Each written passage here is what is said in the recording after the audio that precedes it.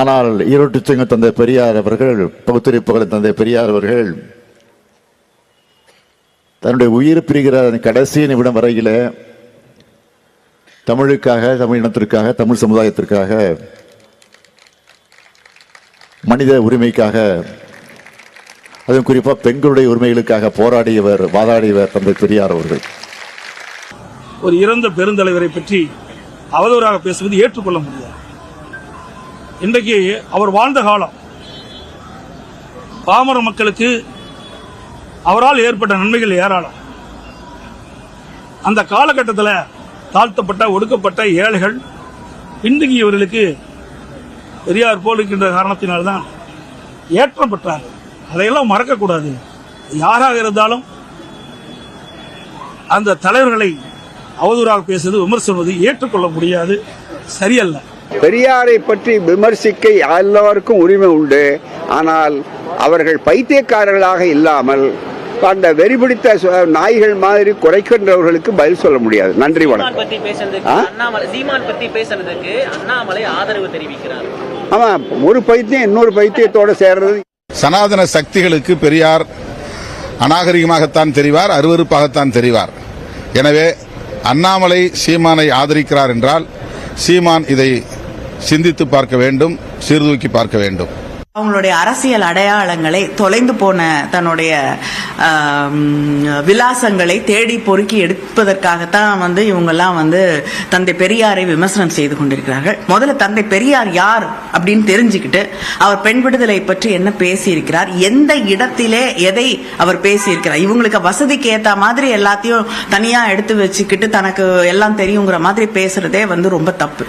அவர் எந்த சூழலிலே, எந்த இடத்திலே எதை சொல்லி இருக்கிறார், எதை புரிய வைப்பதற்கு அவர் சொல்லியிருக்காரு அப்படிங்கறத புரிஞ்சுக்கிறதுக்கு கூட தகுதி இல்லாத சில பேர் தந்தை பெரியாரை விமர்சனம் செய்து கொண்டிருக்கிறார்கள்.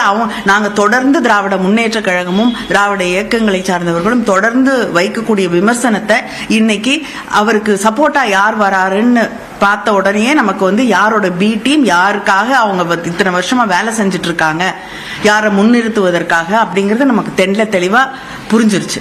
திராவிட இயக்கத்தை, திராவிட மாடலை, திராவிட கருத்துக்களை எதிர்த்துதான் ரெண்டு பேரும் இன்னைக்கு ஒரு இடத்துல சங்கமித்து சங்கிகளாக செயல்பட்டு கொண்டிருக்கிறார்கள். அதனால அது நமக்கு இன்னைக்கு மிக தெளிவாக புரிந்து விட்டது.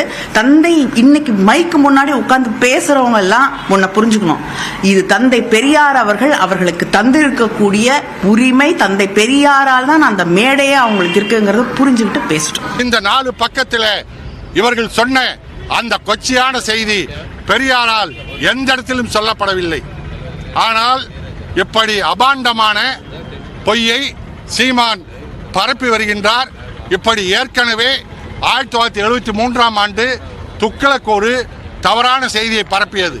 என்னென்று சொன்னால், பெரியார் அடுத்தவன் மனைவியை பெண்டாள சொல்கின்றார் என்று துக்ளக் ஒரு செய்தியை போட்டது. எங்களுடைய மூத்த வழக்கறிஞர் துரைசாமி அவர்கள் உடனடியாக உயர்நீதிமன்றத்தில் வழக்கு தொடுத்தார். அந்த உயர்நீதிமன்றத்தில் துக்ளக் பத்திரிகை ஆசிரியர் மன்னிப்பு கேட்டார் அந்த செய்தியை போட்டதற்கு. அப்படி ஒரு நிலையை இப்போது சீமான் ஏற்படுத்தி இருக்கிறார். இப்படி தொடர்ந்து தவறான செய்திகளை பரப்பி வருகின்ற சீமானை ஆதாரம் தராமல் எந்த இடத்திலும் நுழைய விட மாட்டோம். சீமான் ஒரு கருத்து பதிய வச்சா அதுக்கு நான் எப்படி பதில் சொல்ல முடியும்? இதற்கு முழு முக்கிய பொறுப்பேற்க வேண்டியவர் சீமான் அவர்கள் தான். ஏன் அந்த மாதிரி பேசினாரு? ஏன்னா பெரியார் யார் என்பது உலகுக்கு தெரியும், தமிழக மக்களுக்கு தெரியும். அவர் வாழ்ந்து அவருடைய தன்னுடைய சரித்திரத்தை இங்க நிரூபிச்சு அவர்கள்லாம் இறந்து போனவங்களை பத்தி ஏன் இப்ப பேசி அதை ஒரு அரசியல் ஆக்குறாங்கன்னு தெரியல. அவர் இருந்த காலம் அதை ஒரு சரித்திரமா பண்ணிட்டு தான் போயிருக்காரு. இல்லைன்னு சொல்ல முடியுமா யாராவது? நல்ல விஷயம் தானே, நாட்டு உரிமை ஆக்குறது நல்ல விஷயமே. பெரியாருடைய நூல்களை அதுல மாற்று கருத்து கிடையாதுங்க. ஆனா நமக்கு வாய் இருக்குதுன்றதுனால நம்ம எதோ பேசக்கூடாது, கொச்சையா பேசக்கூடாதுங்க.